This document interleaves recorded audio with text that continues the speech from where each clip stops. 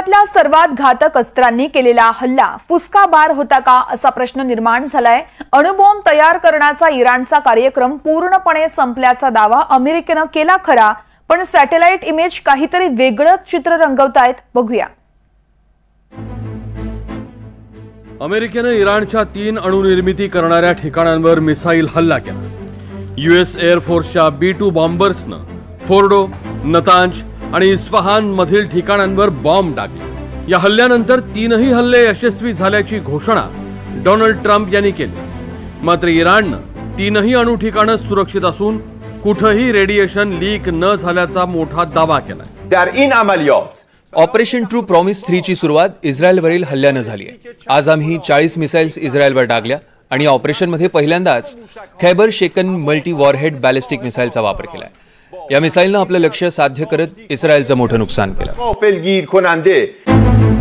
इराणच्या या दाव्यानंतर Donald Trump यांचा प्लॅन सपशेल फेल झाल्याची शक्यता वर्तवली जाते। अमेरिकेने हल्ला करण्याआधीच इराणने ही ठिकाणे रिकामी केली होती। डोनाल्ड ट्रम्प यांनी पुढील 2 आठवडे इराणवर हल्ला करणार नाही अशी घोषणा केली होती, पण ट्रम्प यांच्या याच वक्तव्यामुळे इराणला संशय आला आणि अमेरिकेकडून कधीही हल्ला होऊ शकतो याची चाहूल लागली। अमेरिकेनं इराणच्या फोर्डो येथील अणुतळावर हल्ला केला। याच अणुतळावरची 2 दिवसांपूर्वीची सॅटेलाइट दृश्य समोर आली। अमेरिकेच्या हवाई हल्ल्यापूर्वी 19 आणि 20 जूनला फोर्डो येथील अणुतळाचे सॅटेलाइट इमेज घेण्यात आले होते। या इमेजमध्ये अणुतळाच्या बाजूला कार्गो ट्रक आणि बुलडोझर असल्याचं निदर्शनास आलं। फोर्डोमध्ये इराणचं भूमिगत अणुनिर्मितीचं तळ आहे। हे ट्रक भूमिगत रस्त्यांमधून आत गेल्याचं दिसलं।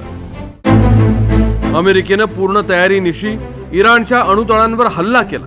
या हल्ल्यानंतर इराणमध्ये न्यूक्लिअर लीक झाल्याची कोणतीही माहिती समोर आलेली नाही। इराणी सैन्यानं मोठ्या शिताफीनं इराणवरचा धोका टाळलाय। आता या 2 सॅटेलाइट इमेज बघा। या इमेजेस आहे फोर्डो प्लॅंटच्या एअर डिफेन्स सिस्टीमच्या। डाव्या बाजूची इमेज फोर्डोला वेढणारी एअर डिफेन्स सिस्टीम दिसते। ही इमेज 2 जून 2025 आहे। यात एअर डिफेन्स सिस्टीम स्पष्ट दिसते। आता तुमच्या स्क्रीनच्या उजव्या बाजूला बघा। ही सॅटेलाइट इमेज आहे 22 जून म्हणजे हल्ला होऊन गेल्यानंतरची। एक काळा डाग तुम्हाला दिसत असेल। अमेरिकेने हल्ला करताना वापरलेल्या GBU-57 या बॉम्बनं तो काळा ठिपका तयार झालाय। पण दोन्ही ठिकाणी एक पांढरी इमारत अगदी स्पष्ट दिसते। याचा अर्थ अमेरिकेने हल्ला केलाय हे सत्य आहे, पण अणुभट्टीचं किती नुकसान झालंय याविषयी साशंकता आहे। 2 दिवसापूर्वीच त्या ठिकाणी जी जवळपास 400 किलो जी शस्त्र युरेनियम आहेत हे त्या ठिकाणी ट्रान्सफर केलेले आहेत आणि जवळपास या युरेनियमद्वारे कमीत कमी 4 ते 5 अणुशस्त्र तयार करू शकेल एवढा साठा आजही इराणकडे असल्या कारणाने इराणच्या विरोधात अमेरिकेची ही जी मोहीम होती ही यशस्वी झाली की नाही या संदर्भामध्ये शंका उपस्थित झालेल्या आहेत। या शंकेनंतर जागतिक पटलावर विशेषतः AIE चे जे प्रवक्ते आहेत त्यांनीही त्या ठिकाणी इराणकडे असणारी आण्विक शक्ती जी आहे किंवा आण्विक अण्वस्त्र बनवण्यासाठी जे युरेनियम आहेत याचा साठा आजही इराणकडे आहे अशा पद्धतीचे त्याला एक सपोर्टिव्ह स्टेटमेंट केल्यामुळे जागतिक पटलावर इराणकडे आजही आण्विक कॅपॅबिलिटी आहे असं चित्र पुढे पाहावयास मिळते। जगातल्या अण्वस्त्रांचा पहारेकरी असणाऱ्या IAEAनं या हल्ल्यानंतर किरणोत्सार झाला नसल्याचं म्हटलंय। त्यामुळे इराणचा अणु कार्यक्रम आम्ही देशोधडीला लावला या अमेरिकेच्या दाव्यालाच सुरुंग लागलाय। पण इराणचा अणु कार्यक्रम संपूर्ण उद्ध्वस्त करायचा हा अमेरिकेचा हेतू होता की फक्त इराणच्या मनात दहशत बसवायची हे हल्ल्याचं प्रयोजन होतं याविषयी आता प्रश्नचिन्ह निर्माण झालंय।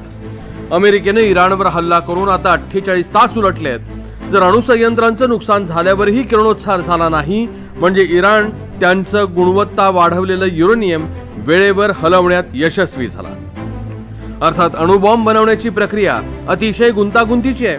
त्यामुळे अमेरिकेच्या हल्ल्यामुळे इराणचा अण्वस्त्र कार्यक्रम बराच मागे गेला असावा।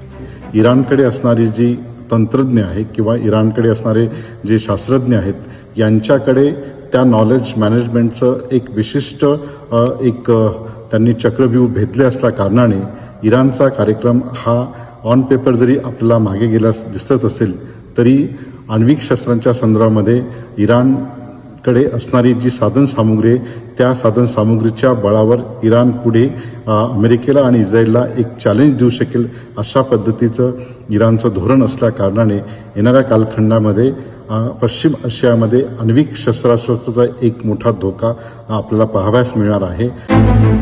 तंत्रज्ञान हे दुधारी तलवारीसारखं असतं याचा प्रत्यय या निमित्तानं येताना दिसतोय. अतिशय अत्याधुनिक तंत्रज्ञानाच्या मदतीनं 11,000 किलोमीटर हल्ला कसा करता येतो हे अमेरिकेच्या हल्ल्यांनी स्पष्ट झालं. पण तेच तंत्रज्ञान हल्ल्याची पोलखोल करण्यास सक्षम असतं हेही एव्हाना अमेरिकेच्या लक्षात आलं असेल. Bureau report, NDTV Marathi.